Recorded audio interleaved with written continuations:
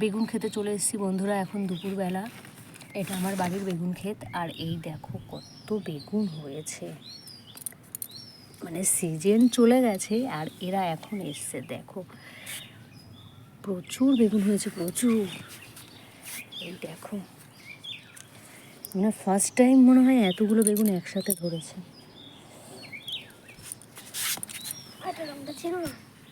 না,